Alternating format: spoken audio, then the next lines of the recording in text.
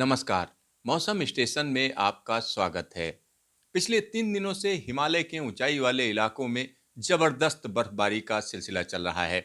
पाकिस्तान के मुरी में एक भयानक हादसा भी हुआ, जहां पर तमाम पर्यटक इस वजह से मारे गए क्योंकि वो ऐसे इलाके में फंस गए जहां पर जबरदस्त बर्फबारी हुई। अगर भारत की बात करें तो भारत में जम्मू कश्मीर के साथ साथ हिमाचल और इसी के साथ में उत्तराखंड के ऊंचाई वाले इलाकों में भारी बर्फबारी हुई।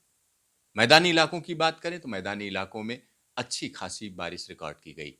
अभी भी कई इलाकों में बादलों की आवाजाही है, कई जगहों पर मौसम ने करवट ले ली है। इस समय की बात करें तो आपको आइए हम दिखाते हैं कि किस तरीके से सैटेलाइट इमेजरी में क्लाउडिंग दिख रही है, किस तरीके से लाइटनिंग चल रही है। चलिए आपको ताज़ा सैटेलाइट इमेजरी में हम आपको दिखाते हैं कि किस तरीके से वेस्टर्न डिस्टर्बेंस की वजह से एक बड़े इलाके में मौसम बदला हुआ है। यहाँ पर आप देख सकते हैं कि लद्दाख के इलाके में, लेह और आसपास के इलाकों में एक्टिविटी है। अगर श्रीनगर और आसपास के इलाकों की बात करें तो यहाँ पर एक्टिविटी थोड़ा कम है। लेकिन दूसरे इलाकों की जब हम बात करते हैं, जिसमें हिमाचल प्रदेश का इलाका शामिल है, जहाँ पर चंबा पांगी वैली के साथ साथ कुल्लू मनाली, लाहौल स्पीति और किन्नौर के इलाके हैं, तो उन सभी जगहों पर घने बादलों का जमावड़ा है। यहाँ साथ ही साथ अगर हम देखें तो हरियाणा के इलाके में बादलों की आवाजाही है, दिल्ली और आसपास के इलाकों में बादलों की आवाजाही है, साथ ही साथ पंजाब के इलाके में बादलों की आवाजाही है। और इसी के साथ पश्चिमी उत्तर प्रदेश के इलाकों में कई जगहों पर इस समय लाइटनिंग चल रही है। लखनऊ से प्रयागराज के बीच में बात करें तो एक बड़े इलाके में घने बादल हैं और कई जगहों पर लगातार रह रहकर बारिश हो रही है। दूसरी तरफ अगर हम चलें तो बिहार में भी एक्टिविटी जोरदार तरीके से शुरू हो गई है और साथ ही साथ इससे लगा हुआ जो झारखंड का इलाका है, वहां पर भी बादलों की जोरदार आवाजाही शुरू हो गई है। अगर हम मध्य प्रदेश की बात करें तो मध्य प्रदेश के आधे से ज्यादा इलाके में बादलों का आना जाना लगा हुआ है। लेकिन आने वाले दिनों में मौसम अलग तरीके की करवट लेने जा रहा है। किस तरीके से करवट लेगा उसके बारे में भी हम बात करेंगे। आपको हम बताएंगे कि किस तरीके से कहां कहां क्या होने जा रहा है। लेकिन उससे पहले नजर डाल लेते हैं कि कहां कहां लाइटनिंग चल रही है, बिजली की कड़क के साथ कहां कहां पर बारिश हो रही है। चलिए आपको हम दिखाते हैं कि ताजा स्थिति क्या है।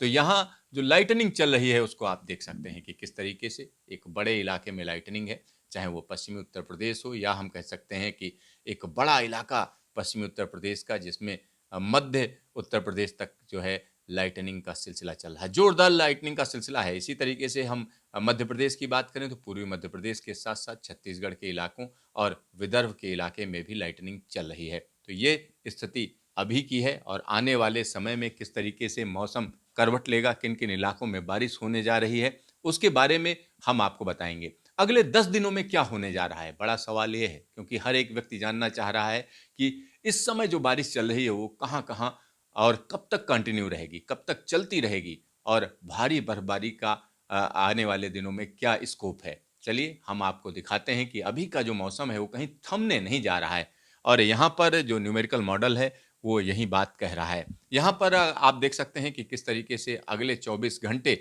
हम कह सकते हैं हिमाचल के लिए भारी पड़ने जा रहे हैं। कई इलाकों में जहाँ पर जबरदस्त बर्फबारी हो चुकी है, उन इलाकों में अभी और बर्फबारी और बारिश होगी, चाहे वो शिमला का इलाका हो या हम कह सकते हैं चंबा, धर्मशाला, डलहौजी, खजियार, भरमौर का इलाका हो या साथ ही साथ कुल्लू मनाली, लाहौल स्पीति, किन्नौर का इलाका हो, रामपुर का इलाका हो, उन सभी जगहों पर रह रहकर बारिश होगी और कई जगहों पर भारी हिमपात होगा। और इसी के साथ हम कह सकते हैं करनाल से लेकर रोहतक तक का इलाका, जो कि यहाँ पर हरियाणा में है, चाहे वो अंबाला का इलाका हो या चंडीगढ़ का इलाका हो, उन सभी जगहों पर बारिश का सिलसिला जारी रहेगा। उत्तर प्रदेश की बात करें तो खासतौर पर पश्चिमी उत्तर प्रदेश में रह रहकर जबरदस्त बारिश का सिलसिला जारी रहेगा। यहाँ पर अलीगढ़, आगरा, बरेली के साथ साथ बिजनौर के इलाके में रह रहकर बारिश होती रहेगी। लेकिन यहाँ पर जो सबसे खास चीज़ है वो खास चीज़ है लखनऊ और अयोध्या और प्रयागराज, कानपुर के बीच में लगातार बादलों की आवाजाही रहेगी। साथ ही साथ पूर्वी मध्य प्रदेश की बात करें तो उमरिया, जबलपुर,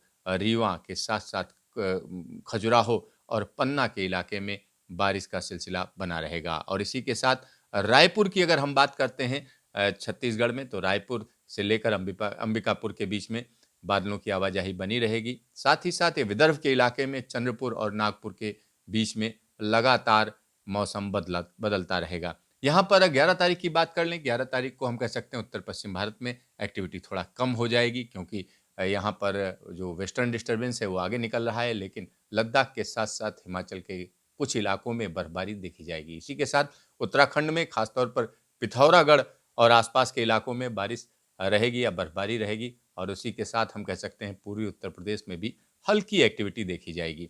लेकिन सबसे ज़्यादा एक जो एक्टिविटी रहेगी वो हम कह सकते हैं विदर्भ के इलाके में रहेगी, नागपुर और आसपास के इलाकों में एक्टिविटी देखी जाएगी। साथ ही साथ जबलपुर, उमरिया, रीवा के साथ-साथ यहाँ पर जो इससे लगे हुए जो इलाके हैं छत्तीसगढ़ में, वहाँ पर हम कह सकते हैं रह रहकर बारिश होती रहेगी। और 12 तारीख की अगर हम बात करें तो 12 तारीख को हिमालय में एक्टिविटी थोड़ा कम हो जाएगी, लेकिन कश्मीर के इलाके में हल्की-फुल्की बारिश और बर्फबारी देखी जाएगी। इसी के साथ पंजाब में हल्की-फुल्की बारिश की संभावना है, साथ ही साथ पूर्वी उत्तर प्रदेश में कुछ जगहों पर रह रहकर बारिश होगी, लेकिन ये बारिश हल्की होगी। साथ ही साथ अगर हम पूर्वी मध्य प्रदेश की बात करें तो एक बड़े इलाके में मध्यम दर्जे की बारिश रहेगी, साथ ही साथ विदर्भ के इलाके में लगातार बारिश का सिलसिला बना रहेगा। छत्तीसगढ़ का एक बड़ा इलाका रह रहकर बारिश का सामना करेगा, लेकिन सबसे ज़्यादा जो बारिश होगी वो हम कह सकते हैं झारखंड के इलाके में होगी, और ये ज़बरदस्त बारिश होगी। और इसी से लगा हुआ जो बंगाल का इलाका है वहाँ पर भी एक्टिविटी देखी जाएगी, और इसी से लगा हुआ उड़ीसा का जो इलाका है, उड़ीसा के इलाके में भी लगातार बारिश का सिलसिला देखा जाएगा। बिहार के कुछ इलाकों में हल्की बारिश देखी जाएगी, पूर्वोत्तर भारत में हल्की बारिश का सिलसिला शुरू हो जाएगा। 13 तारीख की बात करें तो 13 तारीख को हम कह सकते हैं कि जो पूर्वी भारत है वहाँ पर ज़्यादा एक्टिविटी रहेगी, खासतौर पर छत्तीसगढ़ और उड़ीसा के साथ-साथ झारखंड और विदर्भ के इलाके, इसी के साथ तेलंगाना में भी एक्टिविटी देखी जाएगी, आंध्र प्रदेश में भी देखी जाएगी। साथ ही साथ यहाँ पर हम कह सकते हैं आंध्र प्रदेश में कुछ एक्टिविटी बढ़ जाएगी। बंगाल की बात करें तो बंगाल के कुछ इलाकों में हल्की बारिश देखी जाएगी, झारखंड में हल्की बारिश रहेगी, इसी के साथ हम कह सकते हैं बिहार में भागलपुर और दरभंगा के बीच में हल्की बारिश की संभावना है, और पूर्वोत्तर भारत में भी बारिश बढ़नी शुरू हो जाएगी। लेकिन आगे की बात करें 14 तारीख की तो हम कह सकते हैं उत्तर भारत का एक बड़ा इलाका, खासतौर पर पंजाब, हरियाणा, दिल्ली, पश्चिमी उत्तर प्रदेश और पूर्वी उत्तर प्रदेश का एक बड़ा हिस्सा, इन सब जगहों पर राजस्थान और पश्चिमी मध्य प्रदेश, गुजरात और महाराष्ट्र का पश्चिमी हिस्सा, उन इलाकों में हम कह सकते हैं जो वेदर एक्टिविटी है वो ना के बराबर रहेगी।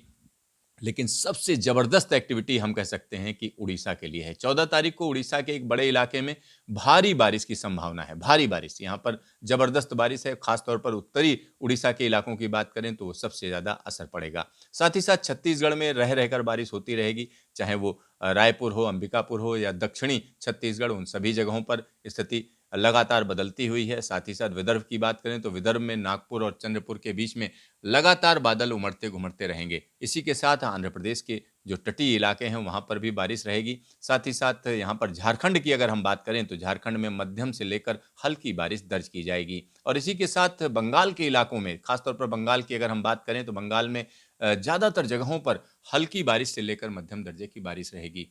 बिहार की बात करते हैं तो पटना, गया, भागलपुर और दरभंगा के बीच में जो इलाके हैं उन सभी जगहों पर हल्की बारिश की संभावना है। और उत्तर प्रदेश की बात करें तो उत्तर प्रदेश में प्रयागराज और वाराणसी के साथ-साथ मिर्ज़ापुर के इलाके में बारिश की संभावना बनी रहेगी। 15 तारीख की बात करते हैं तो 15 तारीख को हम कह सकते हैं उत्तर-पश्चिम भारत का एक बड़ा इलाका ख़ास तौर पर कोहरे की मार झेलेगा। लेकिन पूर्वी हिस्से की अगर हम बात करेंगे तो उड़ीसा, झारखंड और बिहार के साथ-साथ छत्तीसगढ़ और बंगाल के इलाकों के साथ-साथ आंध्र प्रदेश के इलाकों में रह रहकर बारिश होती रहेगी। 16 तारीख की बात करें तो 16 तारीख को हम कह सकते हैं बारिश में जोरदार कमी आएगी, लेकिन बिहार में कई जगहों पर हम कह सकते हैं बारिश का सिलसिला रहेगा, और इसी तरीके की स्थिति झारखंड में भी देखी जाएगी और उड़ीसा में भी हल्की बारिश की संभावना बनी रहेगी। 17 तारीख की बात करें तो 17 तारीख को देश का एक बड़ा हिस्सा हम कह सकते हैं वहाँ पर बादलों की आवाजाही नहीं रहेगी, कहीं-कहीं पर हल्की-फुल्की बारिश की संभावना है। और इसी के साथ हम कह सकते हैं 17 तारीख को जो पूरा का पूरा मैदानी इलाका है वहाँ पर तेज़ हवाएँ चलेंगी और कई जगहों पर घना कोहरा भी देखा जा सकता है। 18 तारीख की बात करें तो 18 तारीख को एक कमज़ोर वेस्टर्न डिस्टर्बेंस हम कह सकते हैं कि जो लद्दाख और कश्मीर का इलाका है उसको प्रभावित करेगा और कई जगहों पर बर्फबारी देखी जाएगी। 19 तारीख की बात करते हैं तो 19 तारीख को हम कह सकते हैं कि देश का एक बड़ा हिस्सा हम कह सकते हैं कि बादलों से मुक्त रहेगा, लेकिन घना कोहरा और तेज हवा का सामना करेगा। यानी आने वाले 10 दिन काफ़ी महत्वपूर्ण हैं और सबसे ज़्यादा जो बारिश का असर रहेगा वो पूर्वी भारत पर रहेगा। तो देखते रहिए मौसम स्टेशन, फिर मिलेंगे दोबारा।